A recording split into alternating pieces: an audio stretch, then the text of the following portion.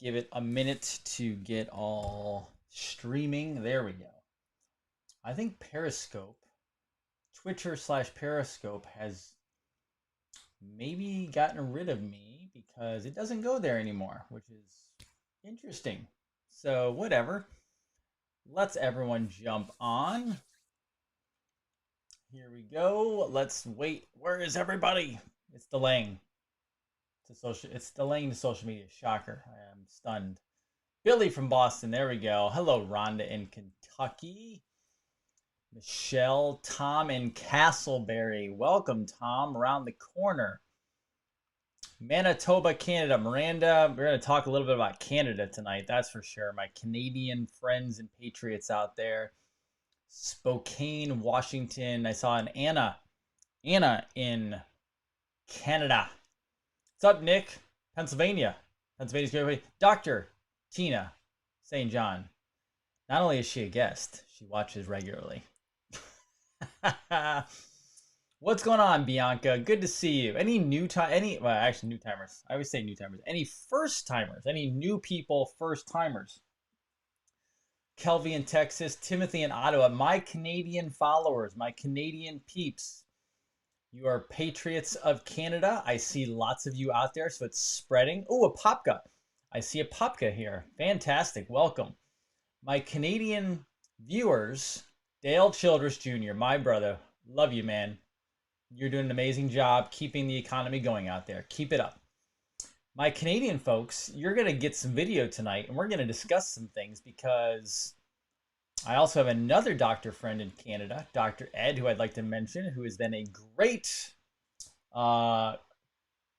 let's call him a consultant coach for over the years. Tremendous man in Canada.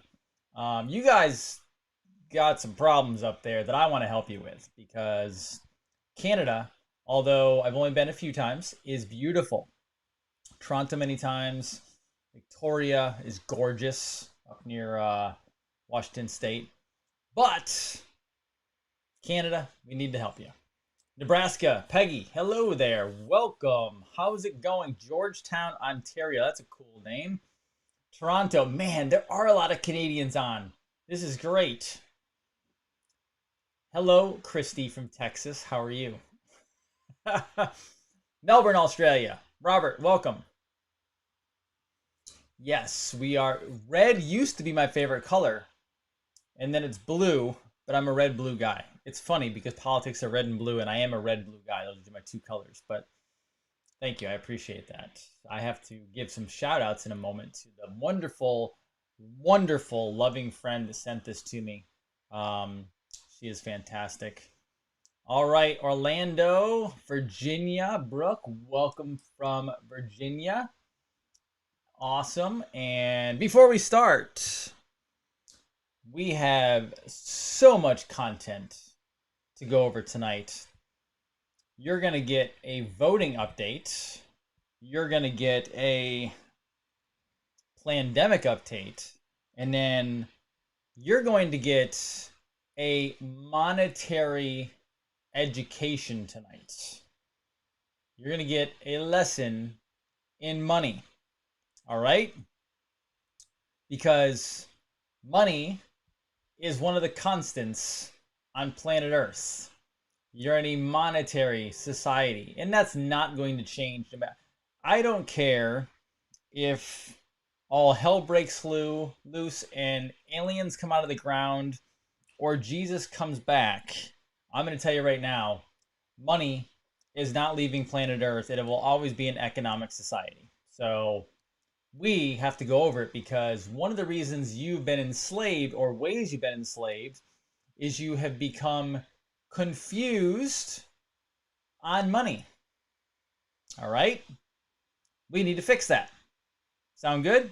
We're going to do that, but that's going to be later in the show. So hang out. Tell all your friends, all your neighbors, your family members. We have some people to wake up. And I like to do this for money because money is not the root of all evil. Trust me. I have lots of very wealthy friends who do amazing things with money, and they are not evil. And the more they give away, the more they make. So, here we go. This is Dr. Jason Dean, Revolution Network, your source for health, freedom, and knowledge. Knowledge. Let me start off with a introductory rant, okay? That I never plan on doing, but then it pops in my head right after I do the title, and I got to bring it to you. Knowledge, knowledge. I had a bit of a revelation today. I was talking to Christy on the phone, and I remember the Bible story about fishing and Jesus helping feed people, right? And it said he taught them how to fish. Now, I am not good with scripture and recalling it off the top of my head, so I'm paraphrasing. Do not hammer me on it. I will let you guys be experts in that world. However, I honestly, very upfront, for the longest time, thought it was about fish and about eating. It isn't. It's about knowledge. It's about work. It's about skills. It's about learning. The reason this came up is I love all of you, but I have said for so many shows now, I cannot, not only will I not, I will not, but I cannot hold, and this is going to sound mean, it is what it is, I will not hold everyone's hand in your research. So when I post something and I get a million comments of, I don't understand, where do I find that? You have to learn how to do it yourself. It's so interesting. Somebody the other day said, I don't understand Parler. I don't understand Gab. I don't understand Mayway or whatever it's called. Did you understand Facebook when it first came out? I sure as hell didn't. And I was in college. But guess what? No one taught me. I just randomly decided to play with it and I figured it out. So, he didn't say, here, I'm going to fish for all of you and feed you. No. What Jesus did was, he caught the fish to show how you catch the fish. It's a parable. It's a story. It teaches you. It's about learning. It isn't even about freaking fish or eating fish. It's show you how to do it. Maybe once, maybe twice. At that point, it is on you. It is on you to now develop the skill or skills of fishing. Speaking of actual fishing, I taught my daughter once how to fish a month ago. We literally taught her how to put a worm on, push the button, cast it out. I'm going to tell you right now, we didn't go any farther than that. We might have toned a little skill here or there. And when she first did it, it went like 2 feet and it got caught on the top. And then we taught her how to unwind it. In grand total, I might have spent 5 to 15 minutes educating and showing how to fish. Within 3 days, she was 7, walking down to the end of the dock by herself on a mission. Not waiting for mom and dad, even until we told her to wait for her, because the end of the dock is deep water. She knows how to swim, but still, you want to make sure they're okay. She trots her way down there after getting her own pole. And then by the time we're done, she's swinging that thing out like 30 feet on her own, and I didn't teach her that. She was taught once, and then she watched us and she picked it up as she went. So many people want to know how I am asked so often, how do you research? Show me where you look. Guess where I start? Google. This is not rocket science. This is not really what it is it is the hunger, the desire, the obsession with wanting to know more, wanting to know the truth, wanting to know what is at the bottom of the rabbit hole. Sure, I can tell you a billion different sites, but guess what? Those sites don't always stay there for me. I sometimes go on to different sites. There's sites, this has been a decade plus of researching. I have different websites and different resources today than I looked at 10 years ago. So to say, like, give me all the ones you look for. No. This is how you fish.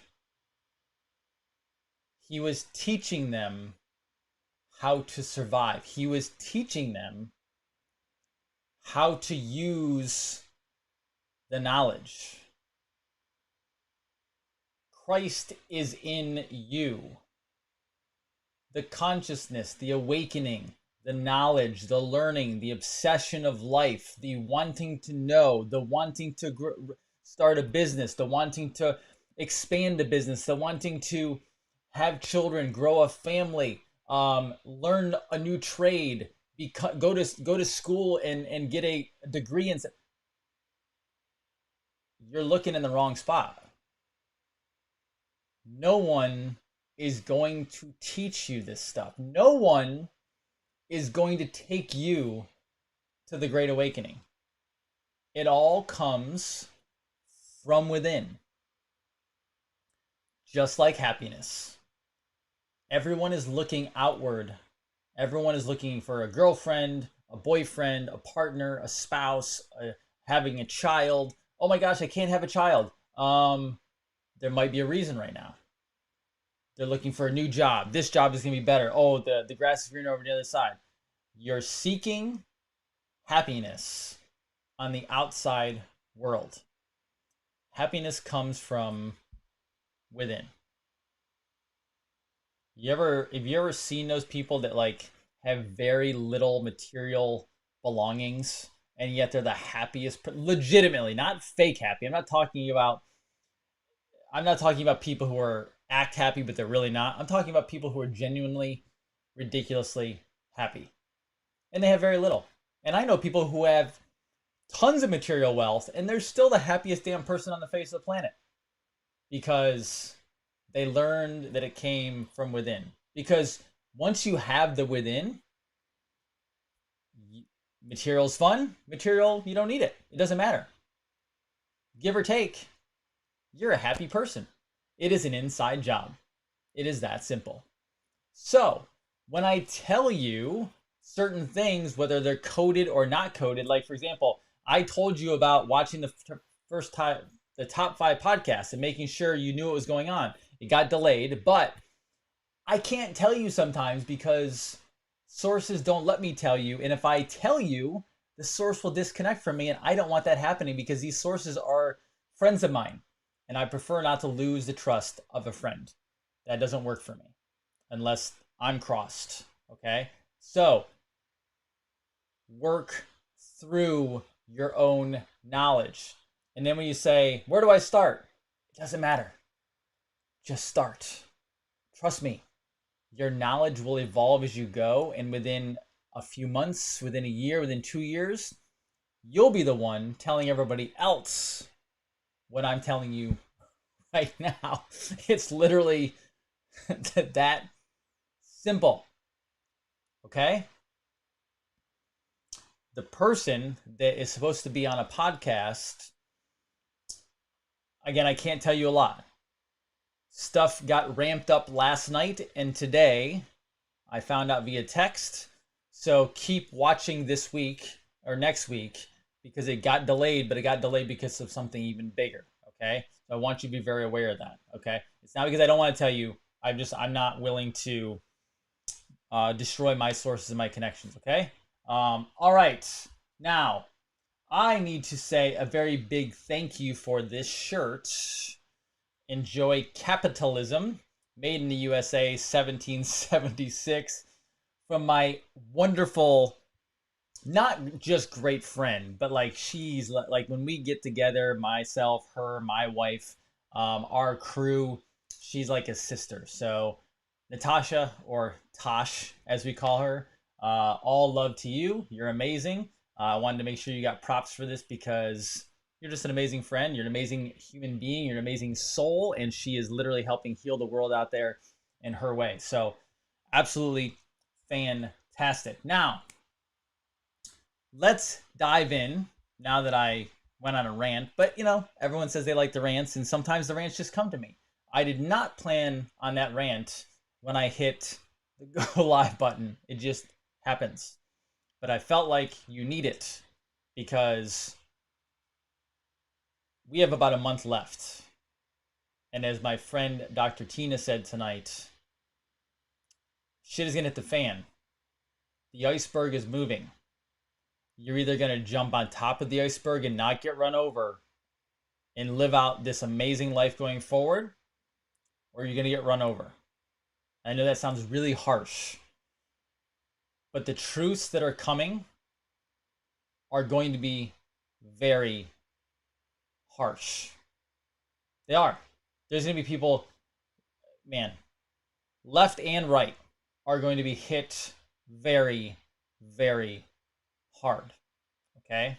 So, I want to start with this. I have a bunch of videos for you to watch. This is going to be the first one. This is actually audio, and it's one of my favorite people, Sidney Powell. Here we go. All right. The fact, here's the quote, the fact that the voting machine displays a voting result that the voter intends and then prints out a paper ballot which reflects that change does not matter. It is the software that counts the digitized vote and reports the results. The software itself is the one that changes the information electronically to the result that the operator of the software and vote counting system intends to produce that counts. That's how it's done. So the software itself configures the vote and voting result, changing the selection made by the voter. The software decides the result regardless of what the voter votes. It's shocking. And this system is in how many states, do you know? 30. 30 states. And he also says it's even worse than that because he says that the same software DNA is in every voting system in the country. And lucky me, my damn email's down. I can't even pull it up right now. Now, I'm concerned about these judges, particularly these local trial state judges and all the media pressure to end this thing, and Republicans now coming out and saying, you know, let's end this thing. What kind of form can you get this in front of where you're going to have a fair shake? Well, I would imagine it's going into the Georgia lawsuit tomorrow. I'll make it available for the people in Pennsylvania to add to their filing tomorrow. And this is not, I mean, I've got other witnesses contacting me too. We're reporting it and creating the affidavits with them as fast as we possibly can. But I've got corroboration for this already. I want the audience to understand. Another insider. I want the audience to understand how hard you're working, how hard all these volunteer lawyers are working, that this sort of thing takes time, which is one reason why the media and the Democrats want you to stop, isn't it? Oh, yes. Everybody in their pet rock is trying to stop me from doing this. Even Everyone and their pet rock is trying to stop me. I'm going to go a little bit more into Sidney Powell tonight because she is, again, I just like, she is such a rock star. It's like pretty like unbelievable. She is absolutely amazing. Donald The Trump. work that she is doing. But let me dive into the next part, because this is also a video, but this was actually breaking. I think this was tonight. Project Veritas, James O'Keefe. Here we go.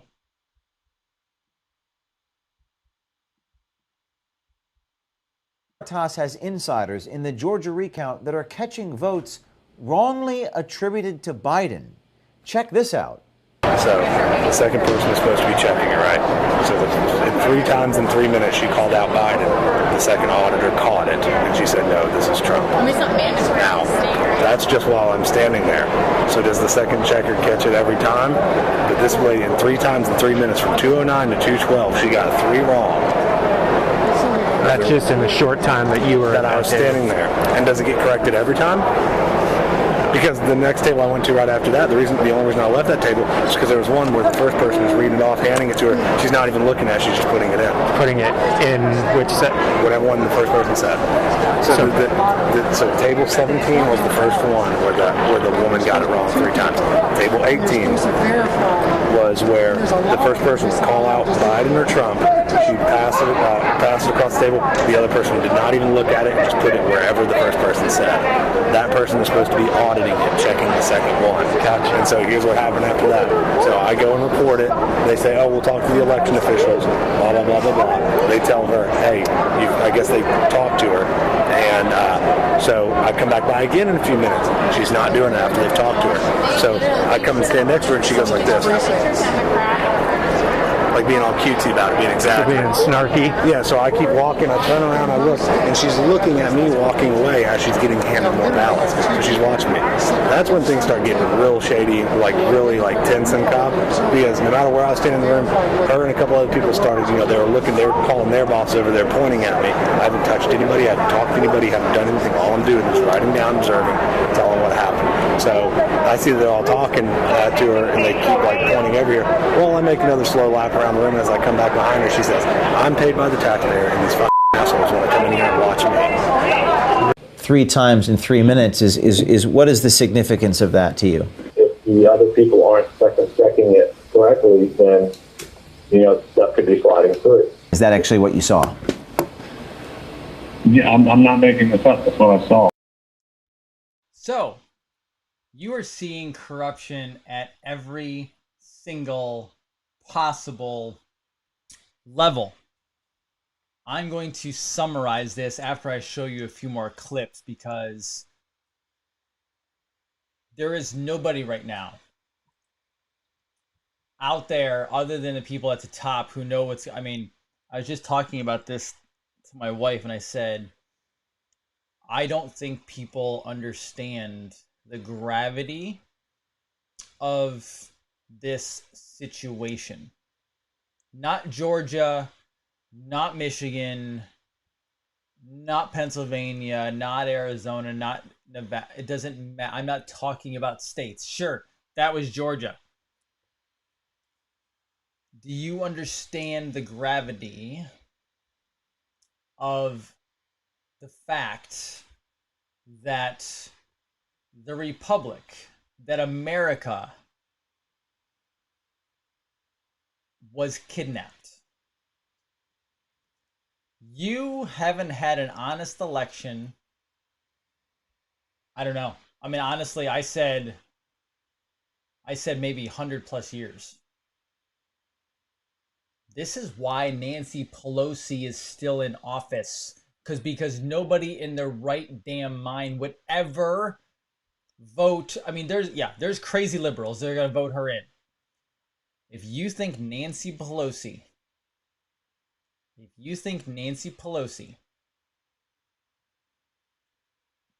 and Joe Biden have been winning elections for this long, nope. And think about all the legislation they have been putting through since they've been in office illegally. Null and void I don't even know how much is null and void. It's again, gravity. I'll go there again. Give me a minute. First of all, no conflict of interest here. Former Dominion project manager helped execute $25 million contract with the state of Michigan while working as Democrat mayor at the same time. There's a state of Michigan Central Procurement Services contract notice, change notice. Estimated down here at the bottom. You probably can't see on your phones or at your laptop at home. I will give you the number. $24,875,311.07 contract value. DominionVoting.com to David Tarrant, Michigan. Here's the email. State Customer Service Manager. Here's the details of it. Civil Rights Act, whatever the hell this is. I'm not going to go through all this. Doesn't matter. The whole point is these states, the people running these states, holy crap. Almost no words. Now, I want to show you this.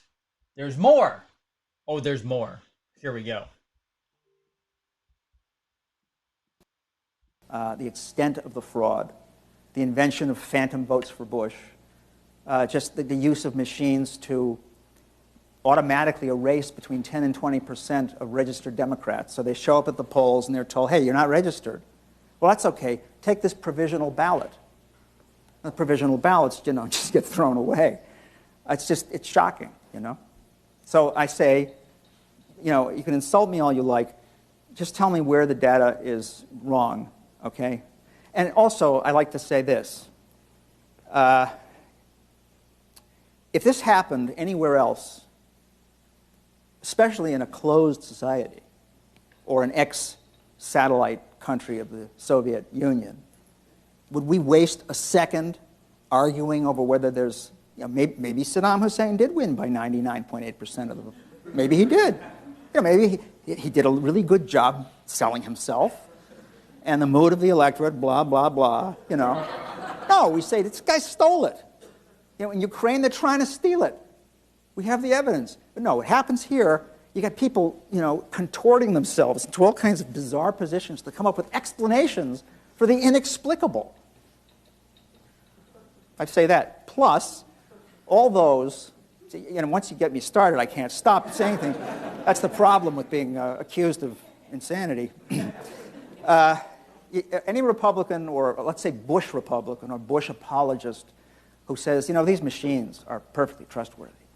There's no evidence that they're not, which is patently false. Just ask that person, okay, Hugo Chavez is now using them. Hugo Chavez, Venezuela. Right? The guy's not a conservative. He signed a deal with this company called Smartmatic, which now owns Sequoia, which is one of the three major companies making the machines. And as soon as he did that, there was a coalition of conservative parties in Venezuela decided to boycott the election. I'm with them. Right? I don't think he should use them either. I don't think anybody should use them. So is it okay for Bush to use them, but not Hugo Chavez? So, Smartmatic, Hugo Chavez, George Bush, Venezuela. Are you getting the gravity of what that was? 2006. I don't remember the CRISPR guy. I think whatever his name is. I don't know. I'm gonna have to go. I just found that today. I have to go study him a little bit now because holy crap.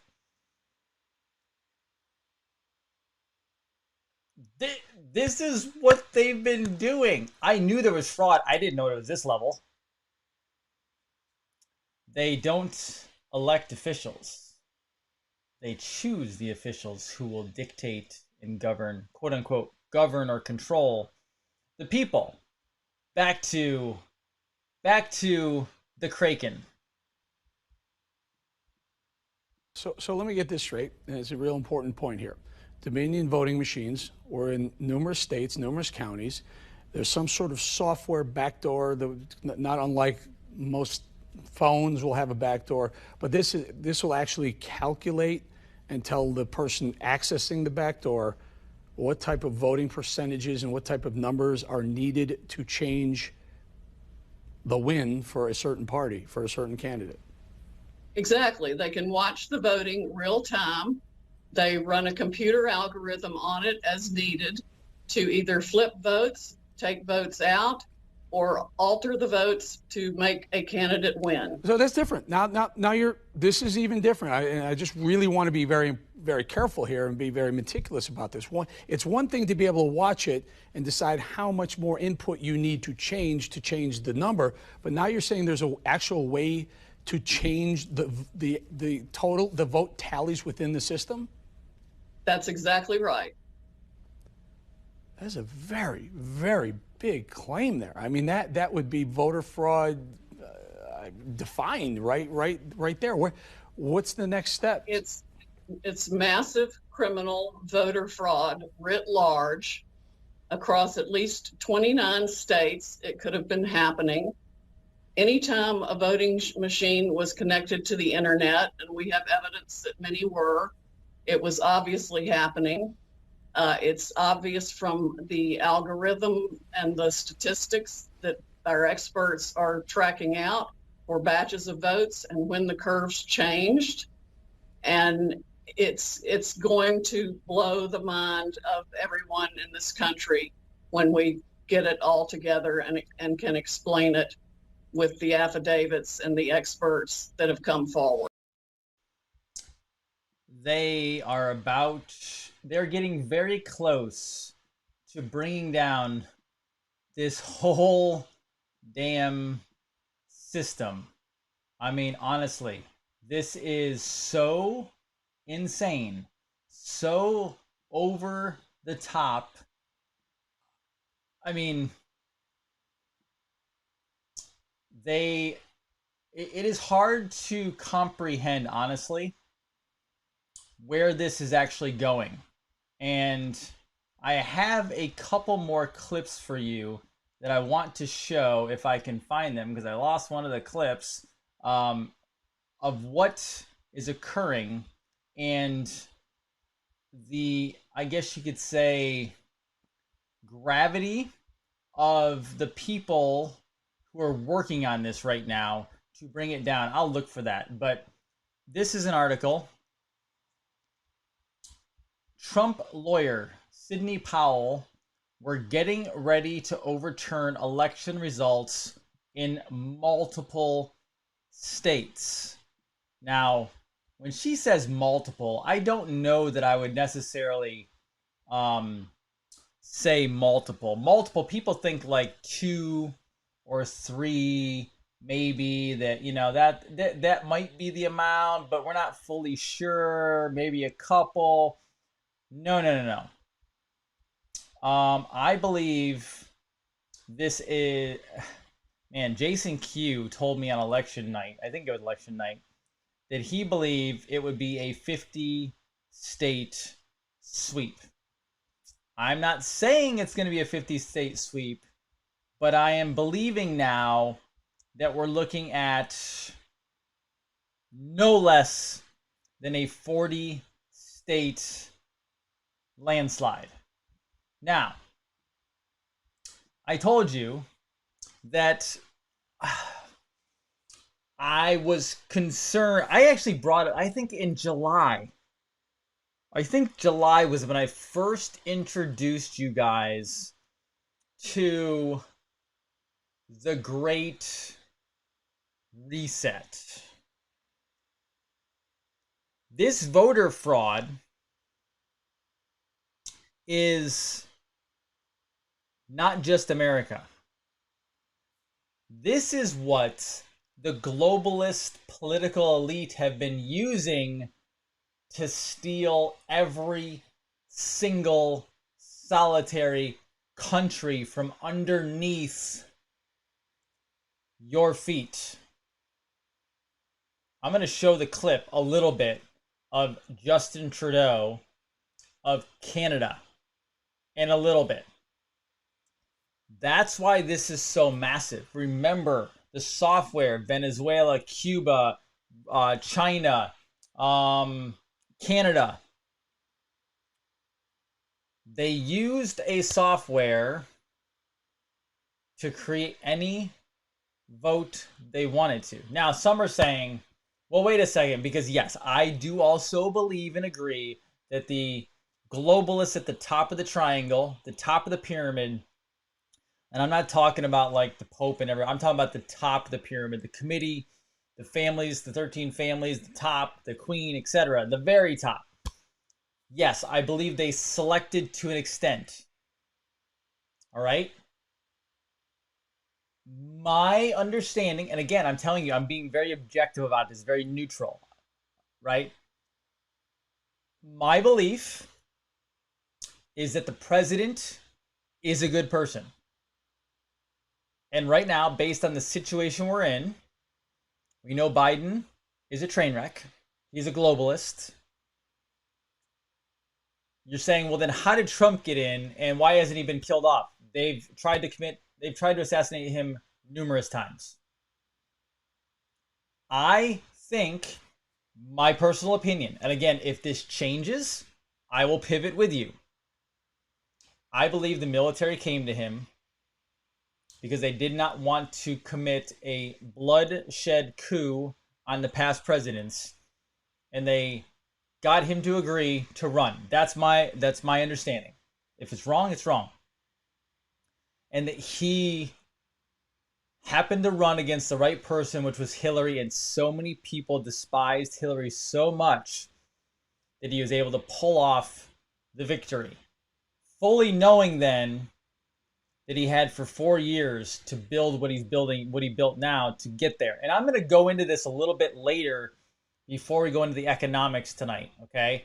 And I'll show you, there's a clip that I have to show you why I think that's the case, and I'll explain it to you, okay? But first, let me make your life a little painful. Mr. President-elect. I don't mean to, but sometimes we have to see it to fully understand it. Here is a very important person now. This is the office of the president-elect, Joe Biden. Mr. President-elect, you just spoke of some of the dangers of the president's continued stonewalling of this transition, but it doesn't appear that the president is going to come around anytime soon and admit defeat. So what are you going to do? What options do you have to try and ensure that you are ready to go on day one? Deal with every individual organization in the country, from business to labor, so Republicans and Democrats, to try to pull together a serious and consistent plan. So we're ready on day one, everything from staffing to ultimately naming cabinet members to moving along on coordinating with business and labor the COVID attack, how we're going to attack COVID. And so it would make it a lot easier if the president were to participate. You have a number of Republicans suggesting that. The good news here is my colleague is. By the way, before he says that, look over his one shoulder. Build Back Better is the globalist Great Reset slogan. So that means you know he's part of the Great Reset. That's what he wants to accomplish. Now, listen very carefully to what he says right now and who he's pointing to. Still in the Intelligence Committee, so she gets the intelligence briefings. I don't anymore. He says his vice president, Kamala Harris, is still in the Senate. She's getting the intelligence briefings because he can't, because he's not an elected official anymore. So, hold on. Let me get this straight. The person that holds the fraudulent office of president-elect, because that's not really an office, there's no such thing,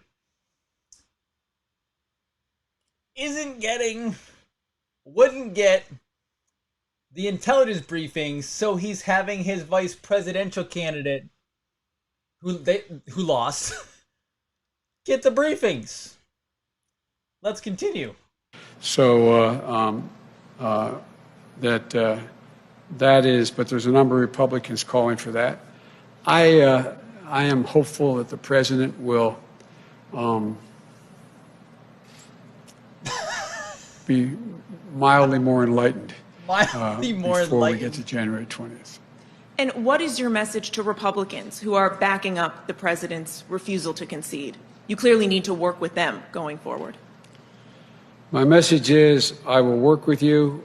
I understand a lot of your reluctance because of the way the president operates, but I've been in contact with and will be in contact with more of them as we move along. And if it has to wait until January 20th to get actually become operational, that's a shame, but maybe that's the only way to get it done. Thank you very much, Mayor. Thank you very much, Mr. President-elect. And I want to kind of piggyback off of that. I want to get your thoughts on the president's tweet over the weekend where he first seemed to acknowledge that you won.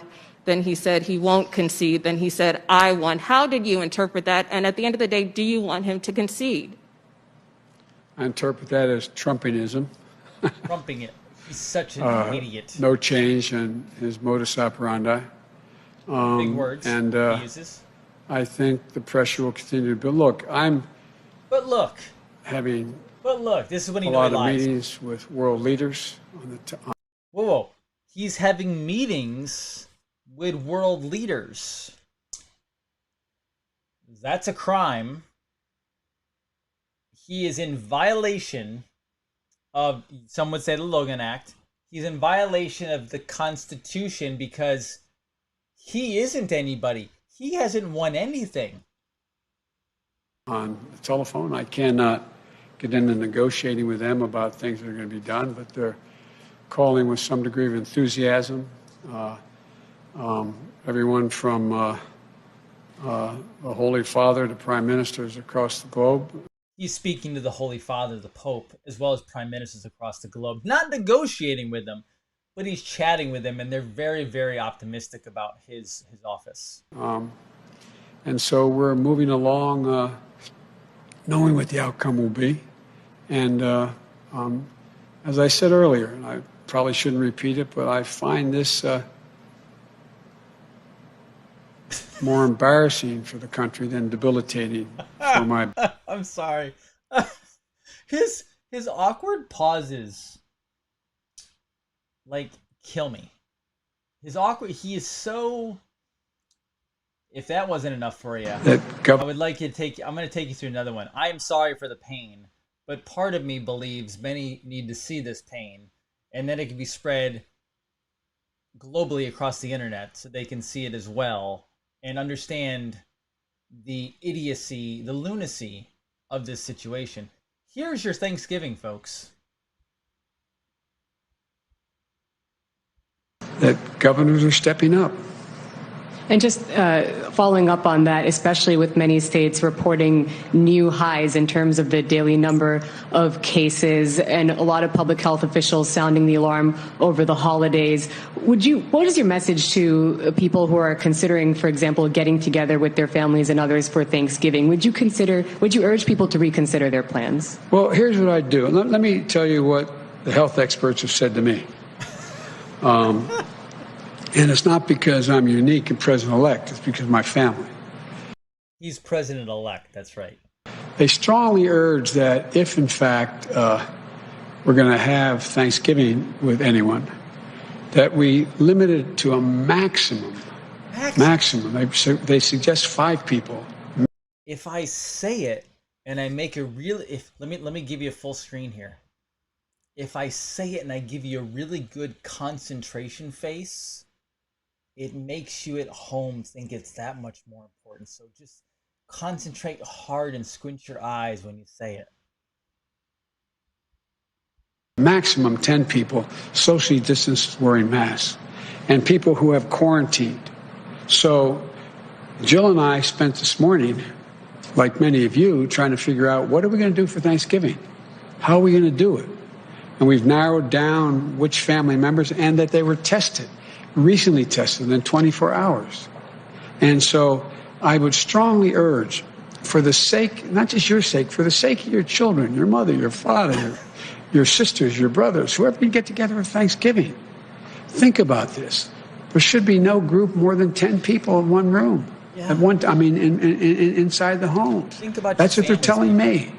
They're telling me they're, making sure that that's the case. And I have the more potent mask behind this one. I took it off when I came out here. I wear it inside this. That to be masked. It saves lives. And so, look, I just want to make sure that we're able to be together next Thanksgiving, next Christmas. I mean, it is an international crisis. It's an international health crisis. And the idea, we're at war with the virus. And we're at war, for real. And all kidding aside, I hope all of you, I've watched you all, you all seem to wear. All kidding aside. So he was kidding for all of it. It was all kidding, because he says it. All kidding aside, he says certain trigger words to get people to laugh or keep them at ease while he's bullshitting everybody. Wear masks all the time when you're, and the group that follows me, that is assigned to Delaware with me, seem to do that. I strongly urge you to do it. There's nothing macho about not wearing a mask. Thank you.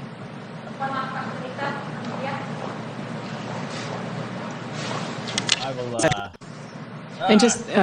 I will spare you any more of him. I will spare you. But I want all of you to know, for public speaking purposes, if you ever want to speak professionally, if you want people to take you seriously, you need to slow down your words and you need to squint. If you squint and then you look serious and then you smile at the end, people take you more seriously. That's what they do. So there's nothing macho about it. And in all seriousness, because I was joking before. Jeez. Hey, look at this. White House officials say hypothetical vaccine will not be the end of the pandemic. We better be watching a damn movie. That's all I can say. Because if we're not, holy crap, if we're not. I don't even know what to tell you if we're not watching a movie. Because then we have medical advisor Dr. Scott Atlas urges Michigan residents to rise up against the governor's COVID orders. So wait, we have the only way this stops is if people rise up. You get what you accept. Freedom matters. Step up. So the new task force doctor, who actually has a clue, I'm not saying I agree with him 100%, is telling you to step up. He's the guy saying, let's go back to Thanksgiving, let's have Christmas, let's have fun, let's enjoy family, let's get back to living. Because really, all this about is the Great Reset, is what they're trying to pull off. Here's Tucker. Watch this video from September. You may not have seen it. It wasn't played much in this country. This is the Prime Minister of Canada, Justin Trudeau, speaking to the United Nations. This pandemic has provided an opportunity for a reset. This is our chance to accelerate our pre-pandemic efforts to reimagine economic systems that actually address global challenges like extreme poverty, inequality, and climate change. Oh, this is our chance, says Justin Trudeau. Not our chance to save you from a virus with a 99% survival rate. You'll almost certainly be fine, and they're fully aware of that.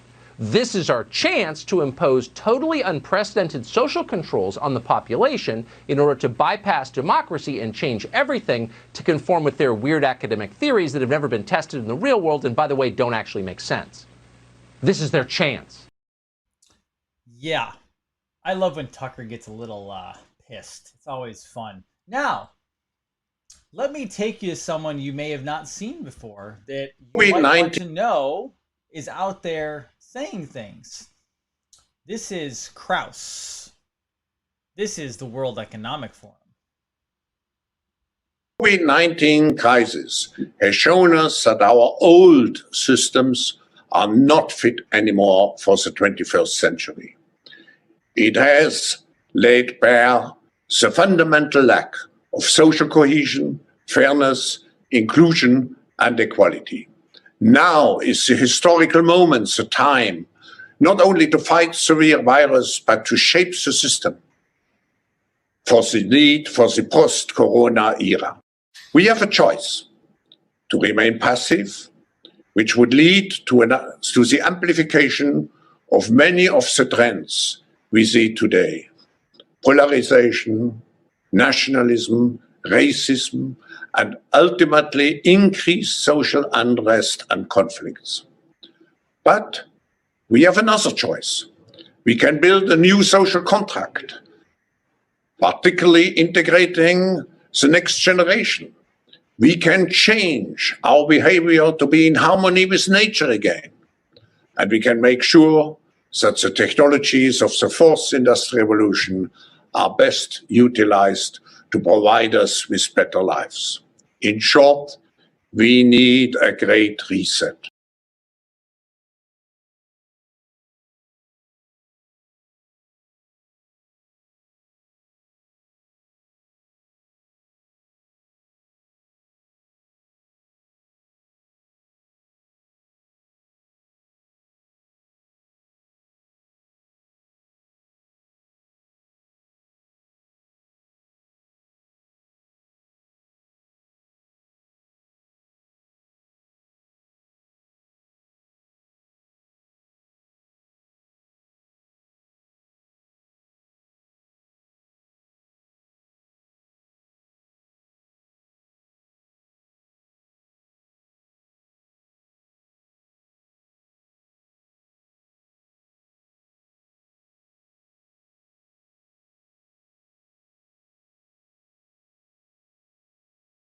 I was muted. It's okay. Every once in a while it happens. Don't worry. I won't repeat it all. It was nothing. I know I'm muted. So, I got it. I was muted. I'm not muted anymore. I'm not muted anymore. No, I'm not. It's unmuted right now. Well, then hold on a second.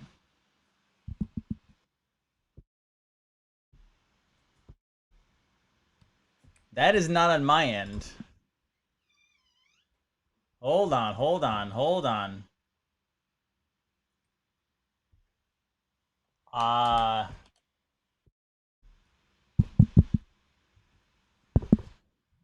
There we hold on.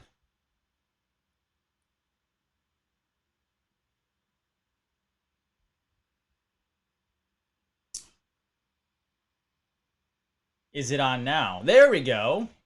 It's freezing. It's actually, hold on, it's freezing. Okay, now it's working, but it is definitely freezing. So you guys can hear me now? It wasn't muted. I actually was not muted. So, but it is freezing on my end. So if you guys are good, I'm good. Let me know if it messes up because it's freezing on my end. It's all freezing, actually. Hold on. I'm going to get rid of this. Here we go. Give me a minute, guys, as I try to figure out why this is all freezing up on me. Good. You guys are loud and clear. Good. Now it's working.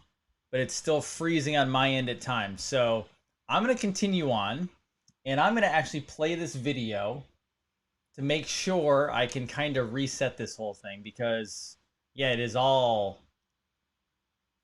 acting very weird right now. Okay, good. You guys can hear me. Excellent. The software is freezing.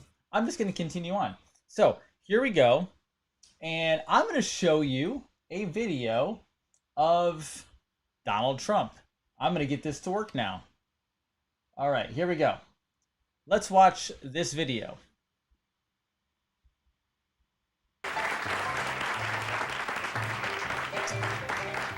Or not. Because you guys are not getting it. Well, a couple of years ago, my... All right. It is definitely not working. Okay.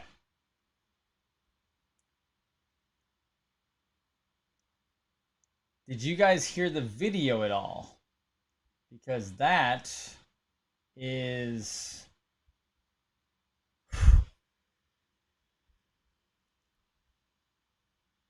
Hold on.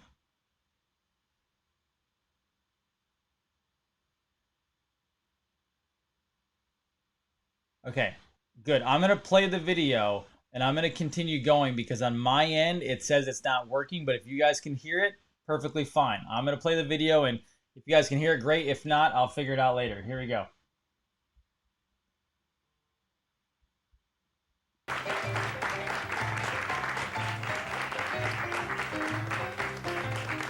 Well, a couple of years ago, my first guest was a reverse billionaire. He was $1 billion in the hole, which I don't even know how you would get there, but we'll ask him. Now, but he's climbed all the way back to the top, and we're up here with him in this exclusive restaurant, Tavern on the Green. So please welcome Donald Trump.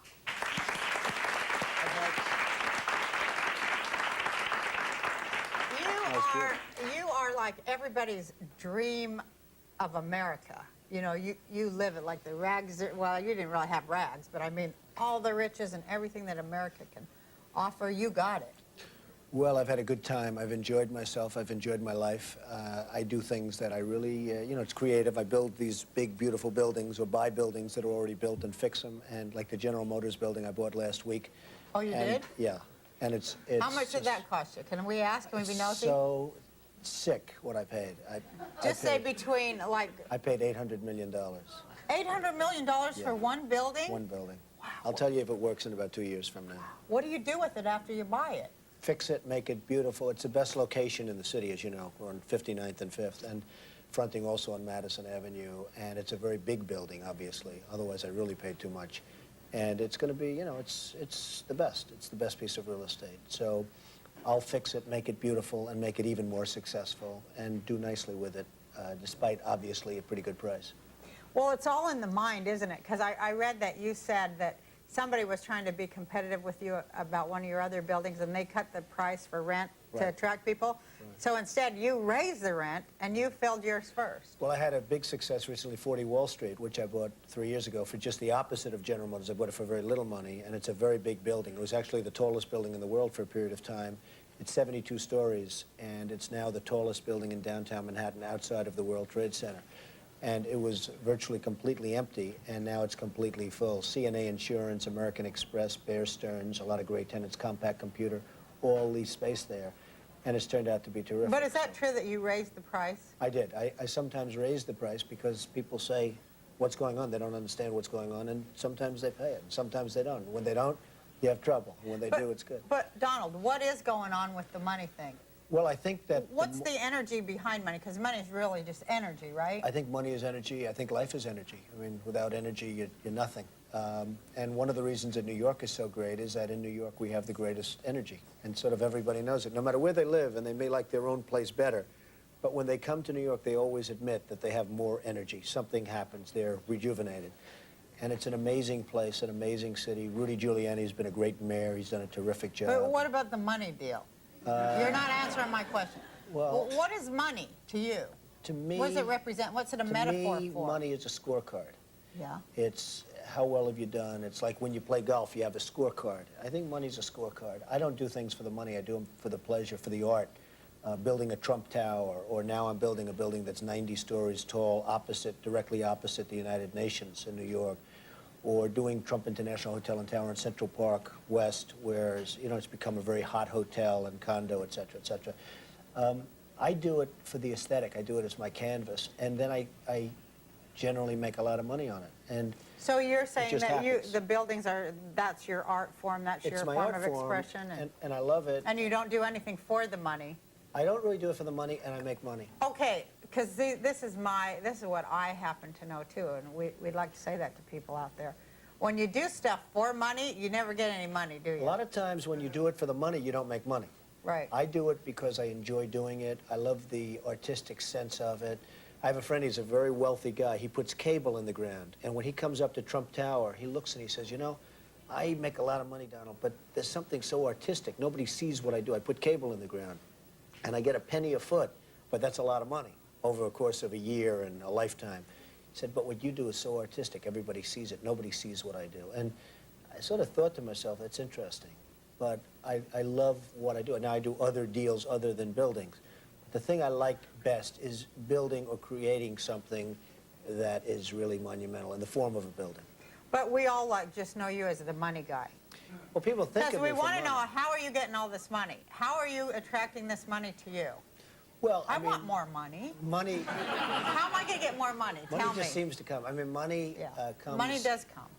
Money seems to come to me because I do a good job. I'm a professional. I know what I'm doing, and I have a sense of what to build. I know when to build, what it should look like, what levels of quality, and people buy and rent my product more so than they buy and rent other people's products. So you're really saying that you don't do anything for the money, you do it for the aesthetic and the art. I do it for the enjoyment, I do it for the art, I do it for the aesthetic, and a lot of good things come out of that. It's sort of, if you enjoy something, you'll be successful. I enjoy what I do. I think that's true. I really do. I enjoy what I do. That's the key, isn't it? To I think so. enjoy I it. think to a large extent that's the key. Yeah, because when you enjoy something, you're putting a lot of energy to it, and a lot of energy comes back. That's right. And you feel it. And Vince Lombardi, the great football coach, said you have to love it. He had this expression, now in that case, you had to love hitting. You had to love going and whacking each other. And it's true. If you don't love it, you're not going to be successful at it. Well, now, how'd you get $1 billion in the hole? Who's ever done that before? Well, the market collapsed in 1990, and I went from a couple of billion up to, I had borrowed many billions of dollars. People said 9, and that was fine. How do you borrow $1 billion? It's not easy. You have to be a professional. Your PhD. But my assets were much more valuable than that. And then all of a sudden the asset value went down because we had a depression, literally in 1990 to 93 or so. Right. It was certainly a real estate depression. And I had the same debt. All of a sudden the asset values went down. And I went back to work, and I really worked well, and I worked hard, and I focused. I did take, when you talk about energy, I was so successful for so long, for 15 and 18 years, that I thought it was almost natural. And I took a little bit of a time off. I didn't focus the way I did at one point. And all of a sudden I said, hey, I better get back to work very quickly, or I'm not going to have all of this stuff, and I'm not going to be on your program, and lots of other things, lots of other good things. You had a huge wake-up call in those I had a years, wake-up didn't call. you? It's a great, I never heard the expression, I had a wake-up call. And I had to either get back to work, or I wasn't going to be living at the top of Trump Tower very long. And I did get back to work, and now my company is much bigger and much stronger than it was in the 1980s. It's not even close. And how do they assign worth? Who's the one that's in charge of assigning worth to stuff? Because I know you bought a yacht for $29 million. Right. You did a little bit of work on it. Now it's worth $100 million, which is inconceivable. But who's assigning that? Net worth? Who's assigning worth? No, just on the boat. I know you say, they say you're worth $1 billion, but you say you're worth $5 billion. But who's ever seen $1 billion to begin with, and how are they going to tell what the hell it looks like? People say I'm worth different amounts of money, but you can't really. It's very hard to figure what I'm worth because I have buildings, and what's a building worth? What's Trump Tower worth? What's General Motors building worth? What are all these buildings worth? Sometimes they're worth more than other times.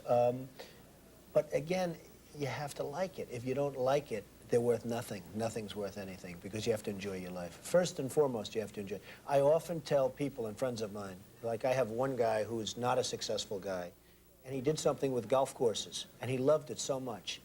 But he couldn't make any real money. I said, you'll make more money if you do that with golf courses, which is what you love, than if you go in what in theory is a better business and a bigger business. He's doing much better and loves his life building golf courses than he was doing before in really a much bigger business, but he's making more money and he's having a lot more So fun. you're telling us that we will get money coming to us when we do what we love and do it well. Well, you have to do what you love, and regardless, you have to do that, even beyond the money. I mean, you have to do, otherwise there's no reason to wake up in the morning. Okay, we're going to commercial, and then we're going to come back and get off the money thing and go to you and women. Oh, wow.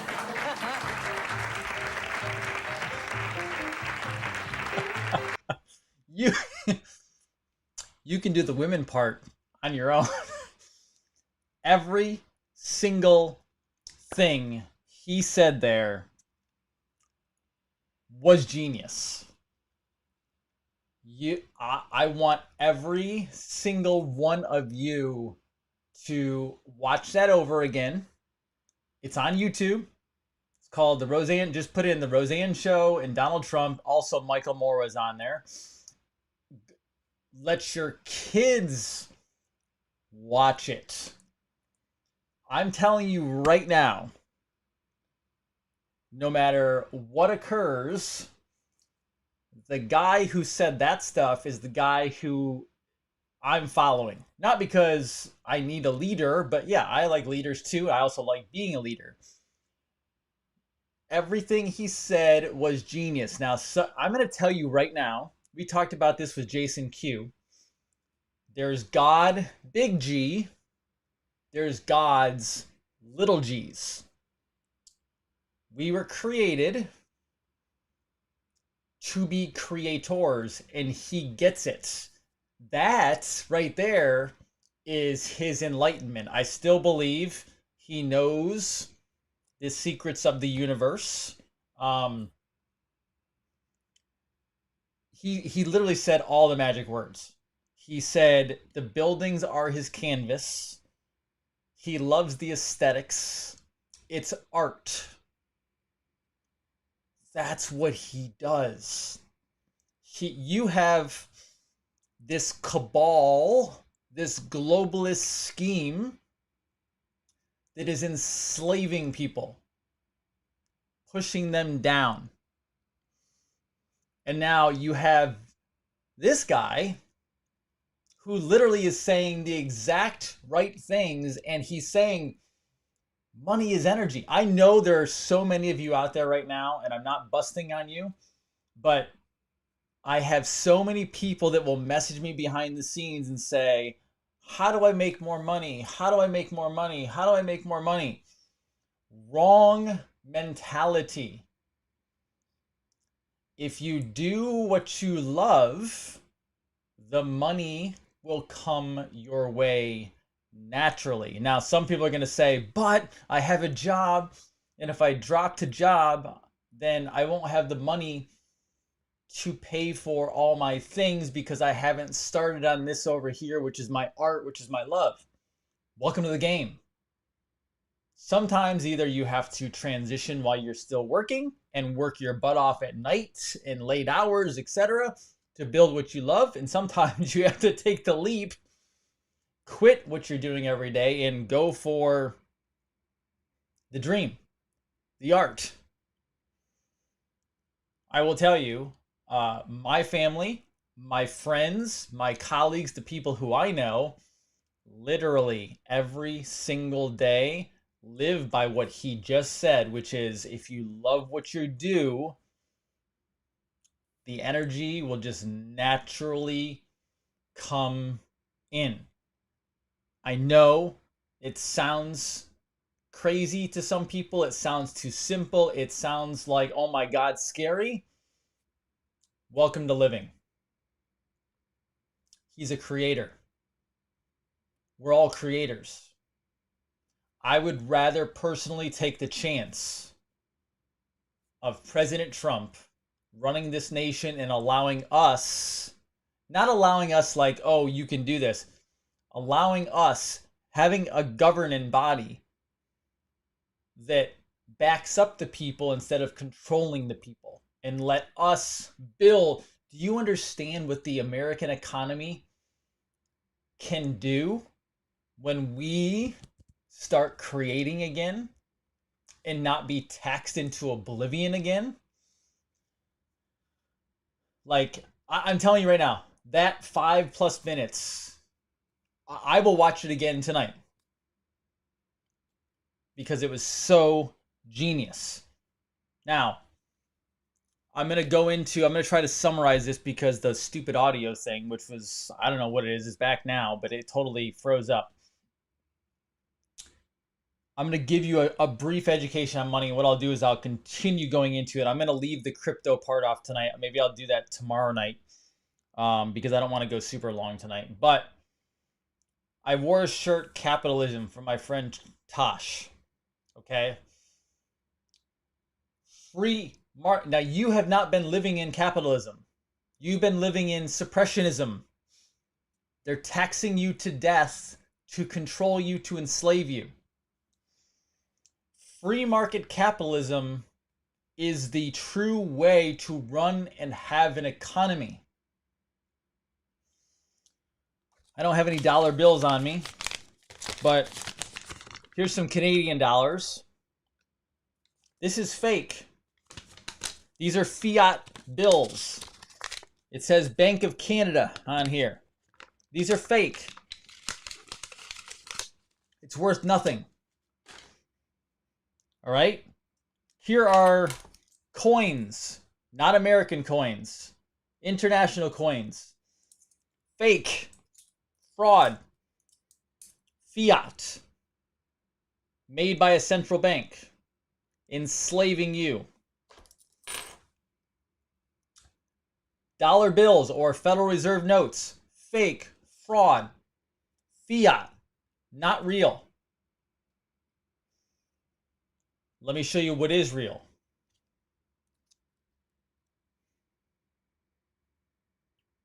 Silver coin. That's money. This is a silver dollar. It ain't worth $1. It's worth what, $26, $27 right now? I don't know what silver is. I haven't looked lately. That's money.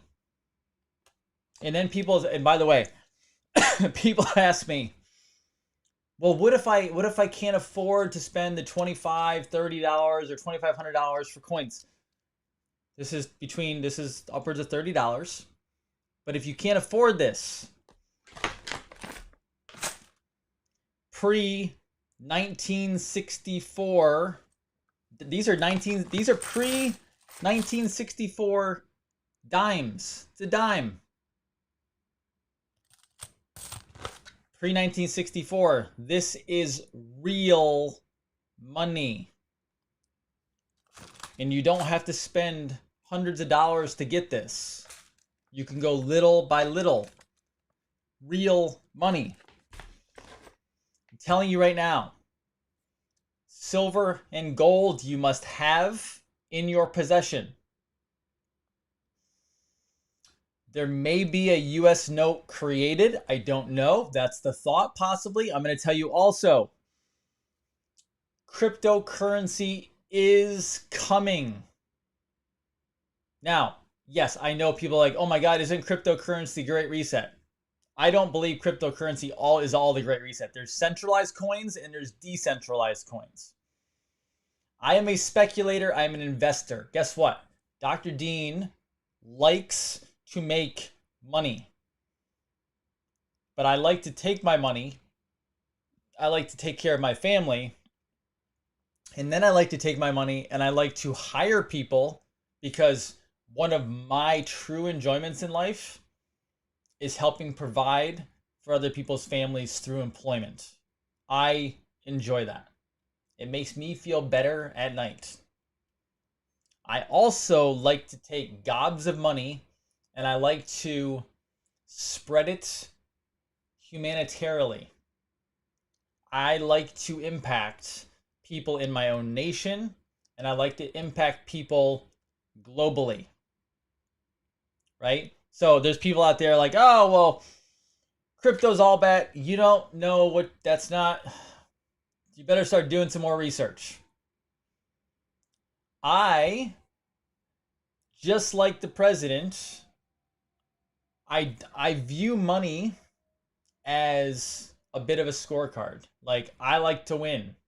I actually like to compete with my friends. I like to text back and forth with my friends being like, "Hey, how'd you do on that product? How'd you do on that service?" And when they're like, "Oh, I did this much," or "I helped this many people." Oh, damn, I was short. I was short.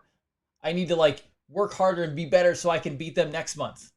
And it's never about like, "Oh, I want to like ruin them," or "I want to like beat them so they like go away." No, because we all know in my circle of people, the more we compete with each other friendly behind the scenes, the more people are being impacted, not only in our nation, but across the world. Right? So I showed you that because create, build, be on purpose. The money flows to you, and then trust me, sometimes you'll have more money than you know what to do with, and you can have more fun. You can provide more for your family. You could hire somebody. You can give to your favorite charities. You can give to your churches. You can give to shelters. You can, rescue animals. Like, you can do amazing stuff. I foresee, this is pure speculation based on my research, I foresee America being backed by either one or a combination of gold, silver, and or commodities like building materials, with possibly a US dollar or a Federal Reserve note that has the transition. And then cryptocurrency is going to be one of the new currencies, if not the currency. I know people are panicked about that. Do I look panicked? No, we just work through it. Crypto is still a fiat currency. It's not real. I didn't say it was. You can have a fiat currency if it's backed by gold and silver, or commodities, or the workforce. That can happen. I'm not talking about a great reset. I'm talking about renewing the Republic of America and building an amazing new republic. And when I say new republic, I'm not saying start over. I'm basically saying restore the republic. But if you want to call it new republic, that's fine. But that's where this goes. That's what I want to see created in America. And I'm telling you, go watch that video, because you have to understand. And he talked about mind and the energy, putting it out there. I can personally tell you, in my family, between myself, my wife, and my daughter, we spend more in a year on our personal development than, and this is not bragging, I want to empower you. When I say things like this, I am not doing this to be egotistical. I'm not doing it to brag. I'm doing it to empower you. We spend in a year on the three of us self-development seminars, trainings, etc. more in a year than what most people spend on food and mortgages. But I will tell you, some people will say, that's insane. I don't have that much money. So what? Good. Build it. If you only have $100 this year left over in the budget to spend on anything growth, then buy a couple books for self-development and read them, and turn those $15 to $20 books into $100 here, $1,000 there, $10,000 there. I've had books that were $20 that gave me $1 million idea. The best investment you can ever make in your entire life is investing into this and this: body, brain, mind, education, learning. That simple. Completely that simple. All right? There are so many books back there on self-development, on trainings, on mental acuity, IQ. You have to boost your IQ, folks. There's no way around that. We have had a massive decrease in education in this country, in this world. You could spend thousands upon thousands of dollars just on learning how to learn. I'm going to tell you the first thing you need to do is start looking words up, right? If I'm reading, whether it's online or it's in a book, and I come across something I don't understand or I've never seen it, I remember being in high school and I would read a paragraph in like history class. And I read a paragraph, my mom would ask me a question, and I couldn't answer the question. And she's like, "Why don't you answer the question?" I'm like, "I don't know what the answer is. I don't under," and I'd get all upset. I'd start crying. I was a mess. I'm stupid, blah, blah, blah, blah, blah. And I was lost.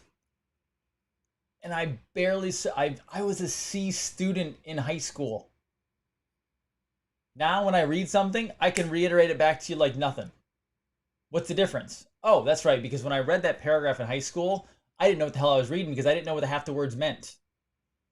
No clue. You're not dyslexic. You're not stupid.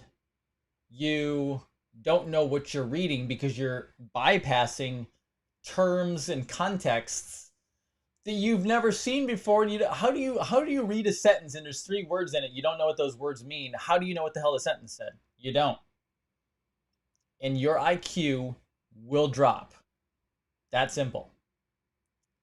So when I read online or I read a book or whatever it is now, if there's a new word that I've never seen before, I look it up and I'm like, okay, what does this mean?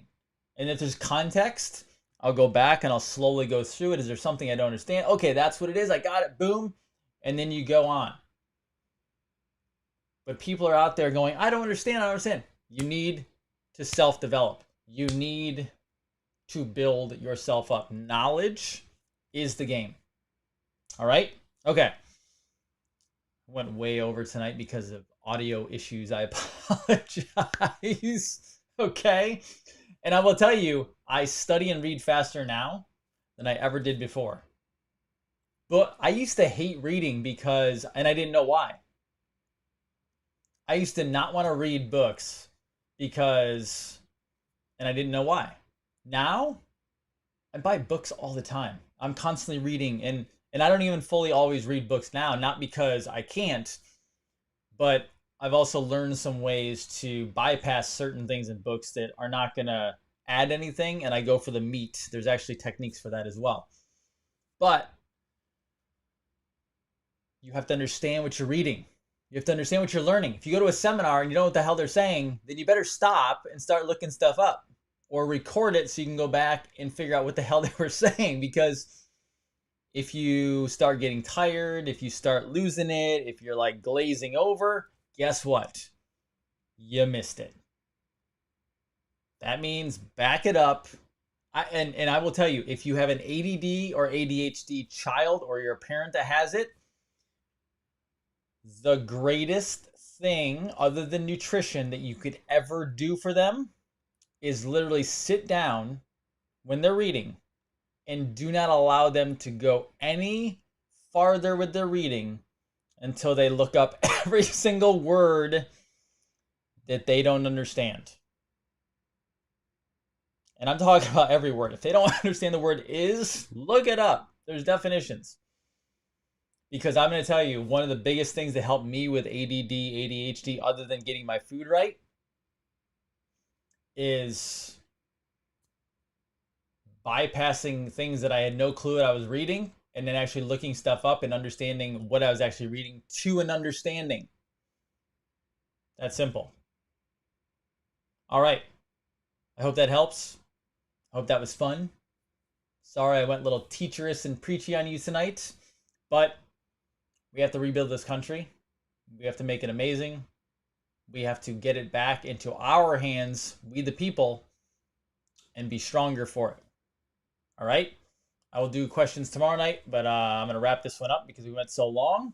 I hope you guys are awesome. Reach out to us if you need help. PatriotNutrition.com, Parasite Protocol. We have a full moon coming. Be prepared for that. NoblePatriotHealth.com works directly with me for your healthcare concerns. And we have some really cool stuff coming. So guys, Dr. Jason Dean, Revolution Network. Take amazing care of yourself. Be super wonderful and have an amazing Monday night.